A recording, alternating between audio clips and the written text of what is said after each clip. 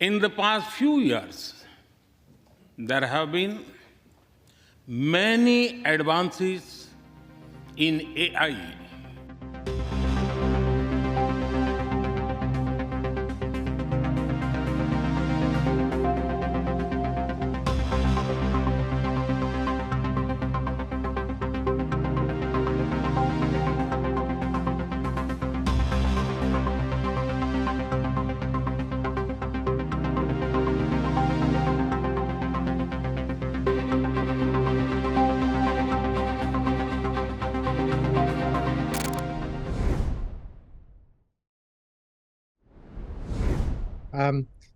India is the most populous nation in the world.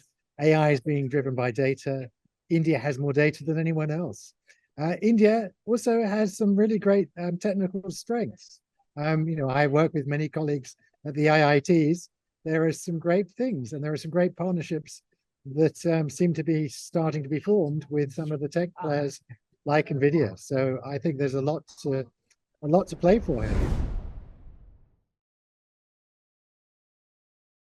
Well, I think there's great promise for artificial intelligence in India. I certainly expressed those sentiments when I had the pleasure to meet Prime Minister Modi myself in person when he came to Sydney, Australia, and talk about the opportunities.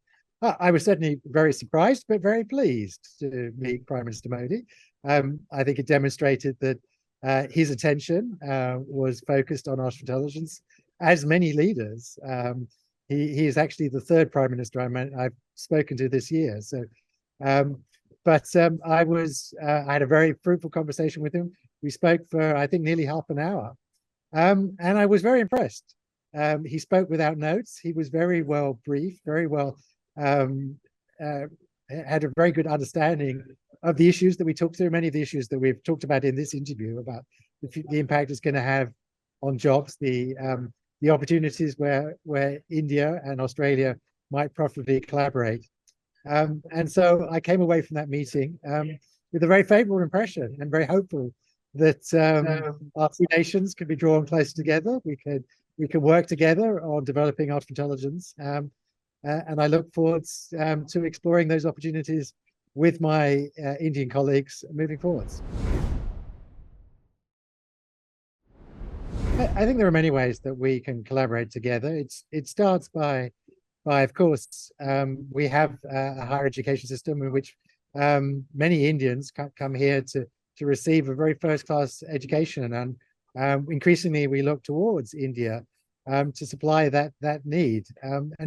But those relationships continue when those Indians, most of those return back home, and there are many research collaborations, there are many technical collaborations that will continue beyond those initial experiences. I've been to India actually 3 times already this year. I really appreciate the warm friendship and collaborations that do already occur between our two nations. We share, of course, a common past. We share many values. We all love cricket. There are many things that we have in common. And those relationships are ones that I see being strengthened. Well, I think it's really important that we do remember that there are many nations, developing nations, that we need to be careful to ensure that they're not left out of this revolution. That's in lifting our economies, that we make sure that no one is left behind. That we don't repeat the mistakes that we made in colonization, in which much of that wealth ended up in only 1 or 2 places, and that there are many very important problems to which we should be applying artificial intelligence and many other technologies in India, in Africa, and elsewhere. Well, the world does face a tsunami of problems. We, of course, have the ongoing pandemic that hasn't finished. We have the climate crisis, of course, probably the biggest challenge that faces humanity over the next decade or two. We have the increasing economic headwinds that most economies are going through. We have, sadly, we're seeing war still in Europe. So there is a whole host of problems. And fortunately, technologies like artificial intelligence are coming along to help us deal with some of these problems, to live more sustainably, to improve the precision with which we do agriculture, There is a lot of examples where now AI is being used to use less fertilizer, less weed killer, to use the planet's resources a bit more sustainably. So I'm very hopeful that we can use these to address some of the really meaty, significant problems that face us all today. No one actually has any real idea what the net balance is going to be. Technologies always create new jobs, and they also destroy jobs. That's always been the history of technology in the past. In the past, technologies have always created more jobs than they managed to destroy. We don't know if that's going to be true moving forwards, but we do know one thing for certain: it's going to be very disruptive. There are certain jobs that will disappear, and certain new jobs that will require new skills.